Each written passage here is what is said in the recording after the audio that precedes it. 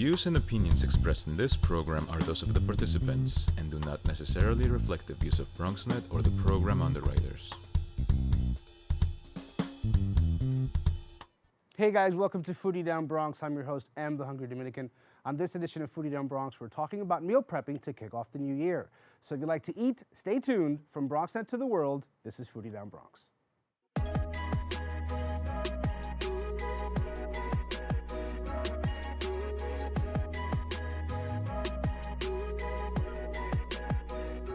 Welcome once again to Foodie Down Bronx. Make sure you stay connected to us on Instagram at BronxNetTV, at Foodie Down Bronx, and make sure to follow me at The Hungry Dominican. On today's show, we'll meet Mama Tanya, an activist, chef, and foodie entrepreneur from the Bronx. She'll be discussing her work in the borough and giving us a New Year Better You food prep demo. But first, we're kicking off Bronx Restaurant Week with Savor the Bronx. Let's check this out. Savor the Bronx. The Bronx very own Restaurant Week has kicked off right here at Seis Vecinos on Prospect Avenue. This delicious 12-day culinary event features discounts and prefix deals at over 40 restaurants in the Bronx. Let's find out a bit more.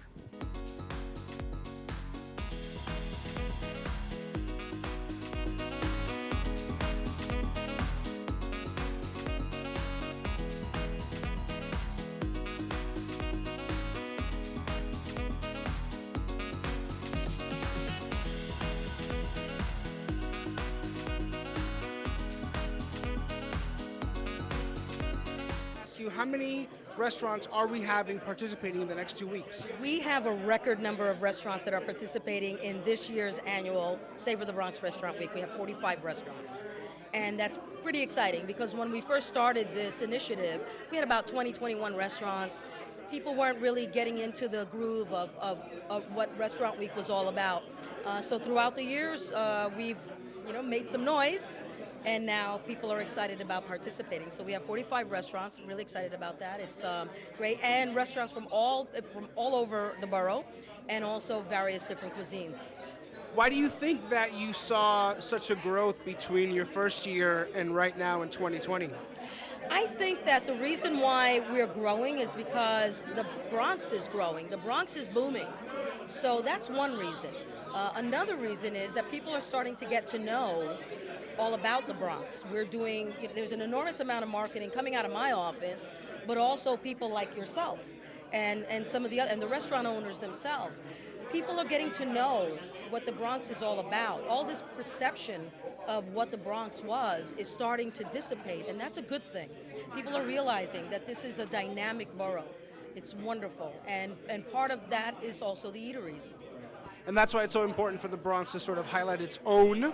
Right, you have people who are from the Bronx opening up restaurants here. You have so much of the cuisines that are going to be highlighted for the next 2 weeks. Yes. And it's creating a beautiful narrative. So thank you for putting this on for us. I want to put you on the spot right away. So what is your favorite or favorites, right, places to hit up in the Bronx? Well, I won't answer that question as my favorite because obviously there are so many different restaurants here. A lot of restaurants that people don't know about. I am what you call a foodie, my wife and I. I exercise just so that I can eat whatever I want. For instance, if you go and get fish tacos at the American Grill on 3rd Avenue, you can't go wrong with that. I like the meatballs at Porto Salvo. If you go to Mike's Deli right on Arthur Avenue inside the market, and they have the Bronx Borough President Ruben Diaz Jr. sandwich. Not the Reuben sandwich, the Bronx Borough President Ruben Diaz Jr. sandwich. It's a special sandwich. It's a special sandwich. I love pizza. So if you like sausage pizza, go to Lou and Ernie's. Right? Have you been to Lou? Man knows what he's talking about. Oh, man. Or the regular pizza, go to Sal over there on Pugsley's Pizza, right where Fordham University is. If you like Spanish food, it's very difficult for those of us who are Latino because we get Spanish home cooking. So we're always comparing Spanish food to restaurants. It's so true. But if you go to Acre's, that's now run by Jimmy Rodriguez. Everybody knows Jimmy from the Jimmy's Bronx Cafe over on Commerce. If you like sushi, you don't have to go outside of the Bronx anymore. Go to C-Tings. See Amir and ask him for the sushi bruschetta. Sushi bruschetta. Oh my God. Awesome. Out of this world. Awesome. All right, guys, you got some really good recommendations. I was going to ask you what sets Savor the Bronx apart from other restaurant weeks, but I think you pretty much hit it on the head. We're from the Boogie Down Bronx. We're better than everybody else. And not only that, a great deal of the participants come from the Bronx. So a lot of times when people see beautiful restaurants or different diversity in cuisine, they always think that maybe it's outsiders coming in. Look at Omar from Monroe House, Jason and Empanology from the Bronx. If you go to My Haven Bar and Grill, Rosa Dominicana from the Bronx. If you look at Willie Colon and Alfredo, Bricks and Hops, they own Bistro as well. They're both from the Boogie Down Bronx. So support not only Bronx businesses, but Bronx businesses that are owned by Bronxites. And our diversity is amazing. So whether it doesn't matter what your palate favors, it's all here. We don't have to go to Manhattan. You don't have to go to White Plains. You don't have to pay tolls. It's all right here in the Boogie Down Bronx. Enjoy. Savor the Bronx offers us that platform to all be featured on one single publication as restaurants, offering welcoming incentives for more people to come and check us out. Therefore, as a community, we come closer together as brands, as community folk, to promote the cultural richness and flavorful Bronx scene. You know, you always put words so beautifully together, I have to say. You always have like the pitch perfect packaged quote. I want everything this meant said on a t-shirt. Since we're doing the kickoff right here at Seis Vecinos, and I've always shown this restaurant love. I love it here. The food here is incredible. Let me know about some of the specials you guys have going for the next few days. So what we're offering from the 6th to the 17th of January is actually 15% off breakfast, lunch, and dinner. So we actually open up the full menu. We don't offer a prefix. We just want everyone to try something different, something Central American, something Honduran, something that will, make you want to go home and maybe come back again. So full access, total access to the menu. That's what you're saying. I can come in here, anything that I want, 15% off for the next 2 weeks. Correct.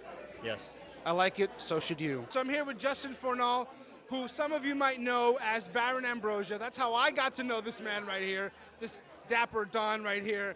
You are, I would call you a culinary expert in the borough. Tell me the one or two spots that really stand out for you here in the borough. I mean, it's an endless selection of restaurants. And even, what I've always loved about the Bronx is that it's so diverse in a culinary sense, and that a lot of the places that we have here are meant to directly feed that community. So if you have a Ghanaian restaurant, it's food for Ghanaian people. If you're at a Central American restaurant, a lot of time it's food as if they would still be having it in San Pedro Sula. So what's most amazing about the Bronx is you can come here and get the genuine experience. You're not getting watered down food that's created for tourists.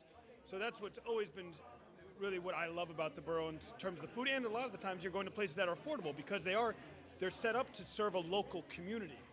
And they've got to be better than the food that those folks would cook at home. So it's like, you're getting grandma's food at a restaurant down the street, and it's inexpensive. So that to me is the true joy of eating in the Bronx. But I was really happy Nirab reopened, which is a great Bangladeshi place in Parkchester. I go into Xochimilco, immediately I get a big michelada, I get a big plate of just barbacoa de chivo, and a big bowl of pico de gallo, very spicy. And that's like my diet food. It's like, I'll go do a big workout, and I'll just go crush a big plate of goat.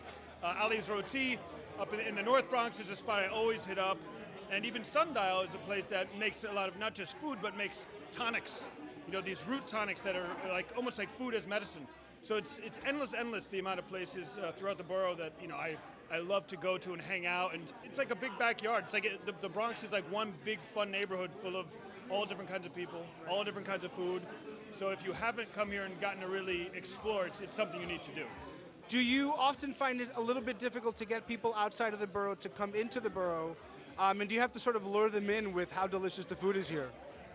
I mean, people come to me because they want to go to the Bronx, so I'm probably the wrong person to ask that too. People come to me like, can you take me to the Bronx? I've never felt the need that the Bronx should play to anyone, and I feel like I've seen that in years past when I was more involved with the borough. Is there was this idea of, even when articles would be done about the borough, it was done as kind of a, hey, did you know?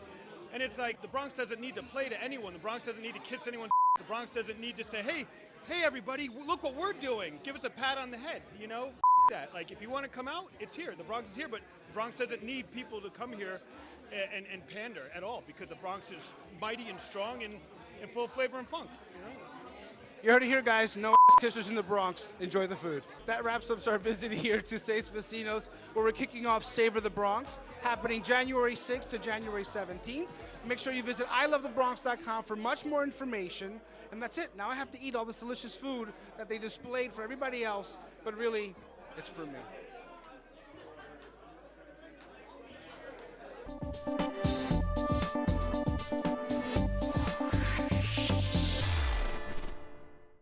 Welcome back to Foodie Down Bronx. I'm your host, M, the Hungry Dominican. Our guest today is doing incredible work in the Bronx as an activist, social entrepreneur, and mother of 6. She's the founder of the Black Feminist Project and Black Joy Farm. Welcome Tanya Fields, AKA Mama Tanya, to the show. Mama Tanya, thank you so much for being here today. Thank you for having me. This is so much fun.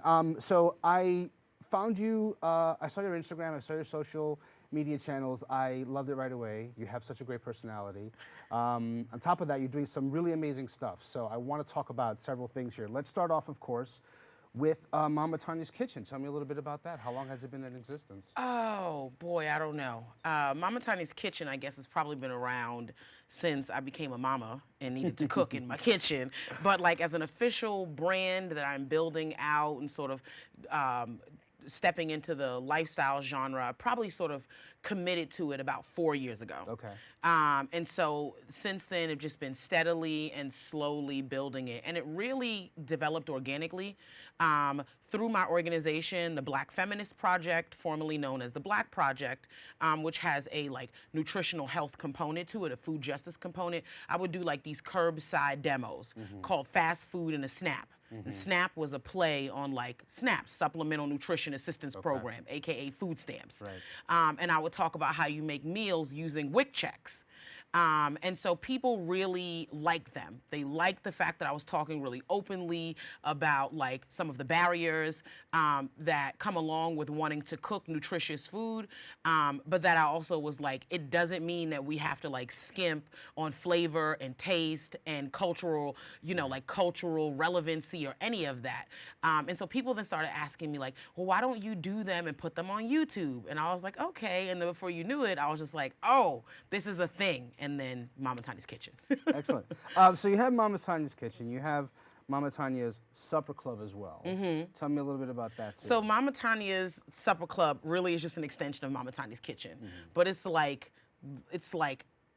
you know, live and in person, you know, live and direct. Right. And so I travel around anywhere in the country and do these dinners. I call them like supper clubs because generally, you know, I kind of keep the advertising really low key. Hey, I'm gonna be in Atlanta. Who's interested in throwing, you know, $50, $75, $100 in the pot, allowing me into their kitchen and just letting me cook up an amazing meal for all of y'all. And then when we get together, we're gonna talk about stuff that's relevant to Black women and women of color and femmes and teen girls. And so it's really like bringing a really dope meal and really dope conversation around the things that affect us together and having a great time. So we dig deep, but the tone is always super light. How fast can you get those dinners to happen? Like how soon? Like a week. Wow, that's amazing.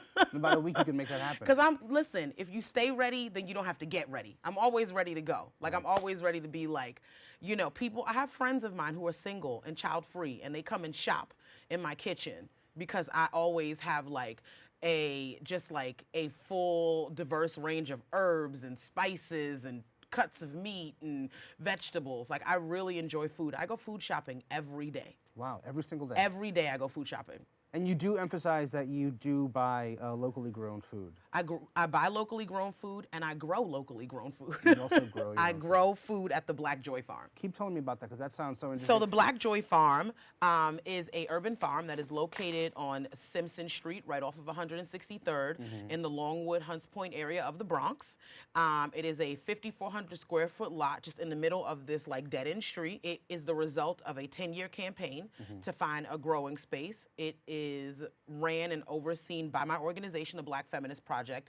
And we use it as a place not just to grow food, but we also use it as a place to provide safe green spaces for folks not to be over-policed.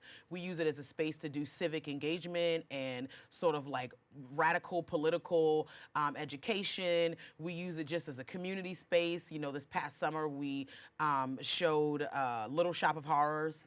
You know, I thought it'd be great in a green space to show a movie about a flesh-eating plant. You know, whatever. Yeah, makes sense. Makes all the sense in the world. It's started by a woman of color, ran by Black women and women of color, but really belongs to the community in terms of its openness and engagement. We raise hens. You know, as we get closer to the summer and the spring, we'll be adding bees so we can keep bees for honey. We grow several different types of vegetables. We host anywhere between 15 to 35 summer youth employment folks with a really strong curriculum around like sexual autonomy, consent, things of that nature. So it's a space that I'm really proud of. That's amazing. Can I ask you, what made you go down this path of education, specifically in the food world? Why was it so important for you to put out this information in a fun, accessible way, which is what I found, again, looking through your social? That's why I think the name Mama Tanya is so fitting.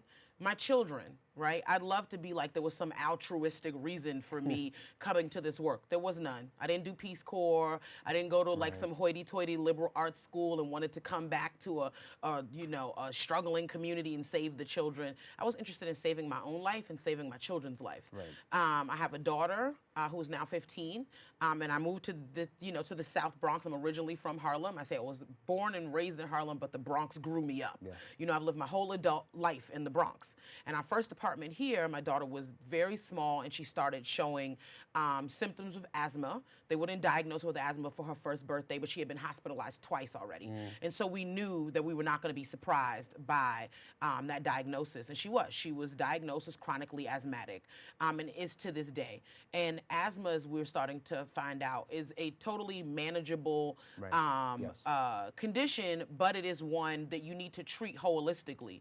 It affects the respiratory system, but it also affects your skin. You know, people with asthma generally have a lot more allergies, and this was my child. She like hit all the marks, you know? And so I wanted to start using food as medicine and giving her whole, nutritious, nutrient-dense food, and I started to find that it was very difficult, 15 years ago to do that here in the Bronx. Right. And so I just started looking around my community and trying to find out who was doing work, with a food justice lens. And I don't think we were quite even using that word mainstream yet.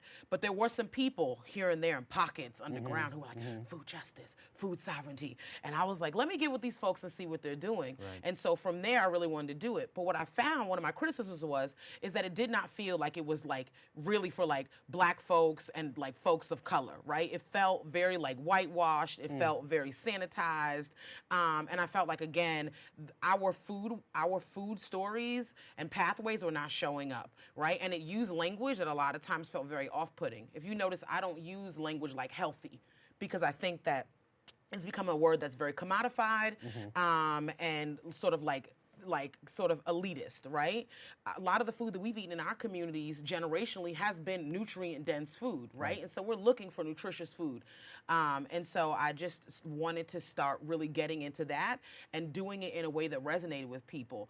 I would go to like farmers markets and they do cooking demos, and it would be someone who, wasn't necessarily from the neighborhood, didn't necessarily look like us, doing, a demo with like butternut squash and wheat germ. And I'd be like, okay, and I'm that's fine. I'm not shading butternut squash. I like butternut squash. I've got a recipe up with butternut squash, but it didn't speak to Sure, us. I get that. Yeah. I totally understand that. Okay, so let's take a quick break. When we come back, we'll do something fun.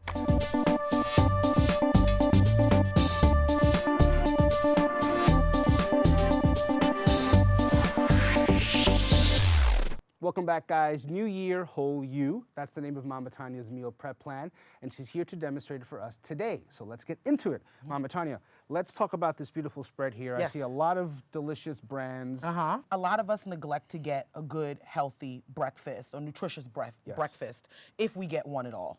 I'm an intermittent faster, so I very rarely eat breakfast, but when I do have breakfast at 12 o'clock, I still want breakfasty type food. Sure.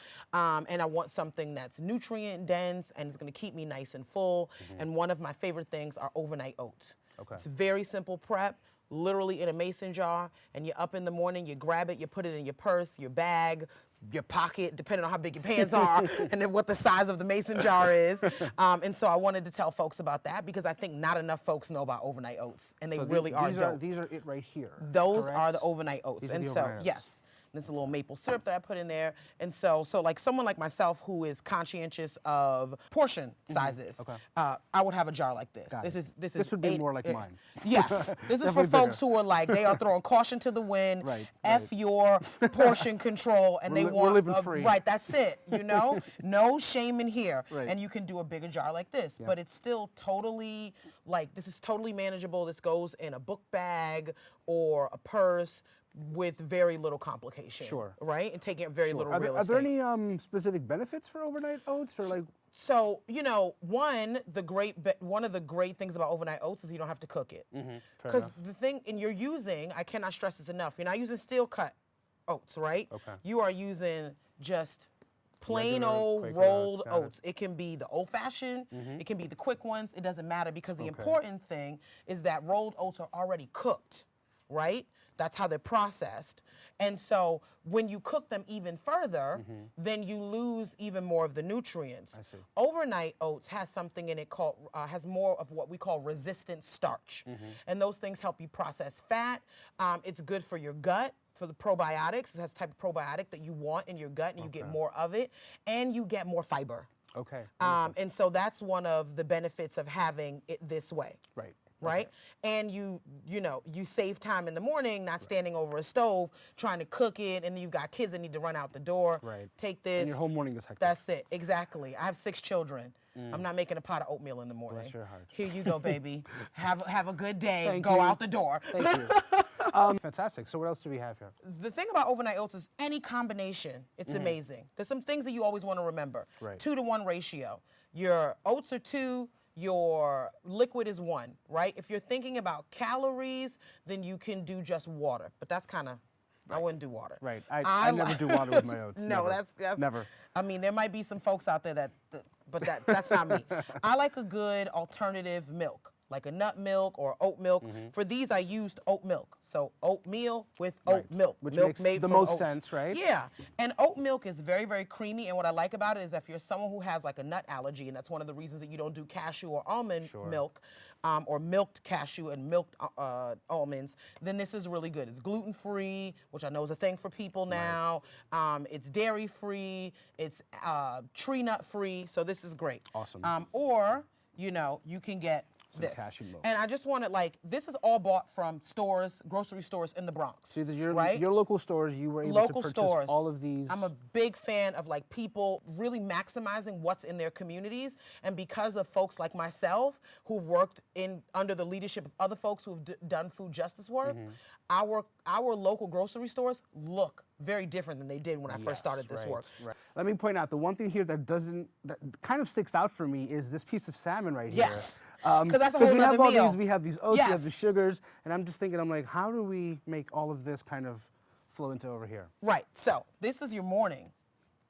This is your evening or your afternoon, right? This is what you're taking for lunch, or this is what you're coming home to. Okay. Again, I like to put a lot of emphasis, particularly on people who are working a lot. And we know in a community like the Bronx, right, there's all this concentration of people who are professionals. We've got people here in our community who are working non-traditional hours. Time really is money. They have less time. They're making less money, right? And so we want to keep it simple, right? KISS, keep it simple, silly. Right. One of my favorite lettuces, arugula.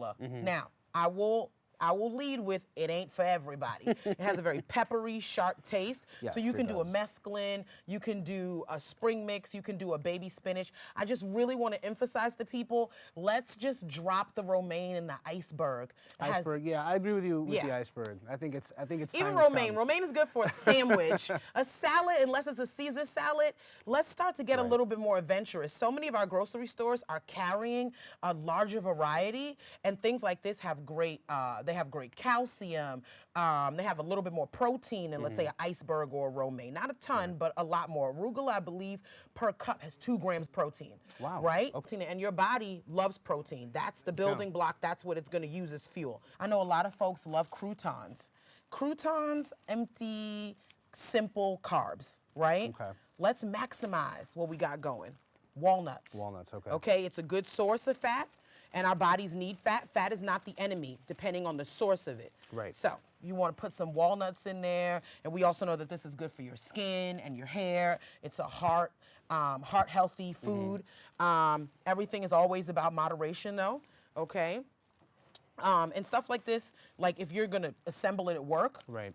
These things, and I find them in the little dollar store. containers? These little Okay. containers are your meal prep best friend. Okay. Okay. So you want to throw that in there. I like to put a little cheese. The reason I love Parmesan cheese is that you get more bang for your buck, caloric wise. Okay. It's low calorie, but it's got great taste. And Agree I with that. actually prefer to shave my Parmesan like right before I get ready to use it. Shredded cheeses have like food grade plastic in it, something called cellulose. Right. It keeps it from sticking. Okay. Now, it's food grade, so supposedly it's safe, but I don't always believe the things that people tell me. So Understood. I like to simple is better when it comes to Right, food. right. So I shave, you just want to shave a little bit of that in there. Okay, I think about an ounce of Parmesan gives you about 60 calories. And you're not going to eat an ounce of Parmesan. Sure. You just won't. Right. So I do want to let people know that you do have a Patreon. You do have cooking classes that people can access online. Yes. Depending on the tier that they are, you can right. get a one-on-one digital cooking class with me. I do this in my kitchen. My boyfriend and I, this is our idea of a fun Saturday, to get in the kitchen and put these videos together. And so Fantastic. they'll have access to those as well. So we're doing salmon. We have the arugula here. And what else are we adding to this dish? I would then also maybe add some craisins. Also, if Okay. you have a nut allergy, a good alternative, seeds, Okay. right? Sunflower seeds, pepitas, pumpkin seeds Yes. are great alternatives as well for Fantastic. people who have food allergies. I'd throw maybe some craisins in there, raisins for the Beckys, I don't know, whatever, whatever. And then this Whatever is where works. this is where people go wrong, the dressing. Okay. I cannot stress to people enough. It is so easy to make your own dressing at home. It keeps for a while, so you can make this, at the beginning of the week, and you've Right. got dressing for like the next 2 weeks. Sure, right. This is yogurt based. Again, more protein, low calorie. You can use whole milk yogurt, or you can use low fat. I actually stay away from a lot of the low fat foods because of the way they're processed. And again, fat is not the enemy if you're doing it in moderation. So I use a whole fat yogurt, but that's only got like 60 calories per cup. Right? So right. again, you're not going to Not have a cup too- of dressing. yeah, right. But a It's not lot too of much. dressing, if you look at it, you turn it in the store, it's got soybean oil, all kinds of stuff, lots and lots of sugar, and 2 tablespoons will be 120 calories. Wow. And full of sugar. It's not worth it. And some of them have an insane amount of sodium as well. A lot of sodium, right? Crazy sodium. This Yeah, is sure. strawberries, touch of olive oil, whole milk yogurt, a little bit of honey, lots of garlic, little sea salt, little pepper, and it is amazingly delicious. Wonderful. And so you're going to put that on there, okay? So I'm assuming that salmon is going to be placed beautifully on top And then, of this. yes, and then we're going to, and now clearly this is not your whole lunch. I mean, for some people it might be, again. I mean, it's definitely my whole lunch. I don't judge you, right? But when you're thinking about portion size, you generally want a portion that's about the palm of Sure, your hand, okay. right? So that would probably be like the tail end of this. Sure. Put that right on there. Wonderful. So, guys, make sure you stay connected to Mama Tanya on Instagram at Mama Tanya's Kitchen and at the Black Feminist Project to find out how Mama Tanya is creating a nutritious online cooking show and how you can help her out. Check out the patreon.com/Mama Tanya. Well, that's all for the show, guys. Thank you again for tuning in, and thank you to my guests today for joining Thank us you. today. Thank you so much. Mama Tanya. This is Foodie Down Bronx. I am your host, M, the Hungry Dominican, reminding you to feed your mind, feed your body, and if you see me coming along, feed me. Adios.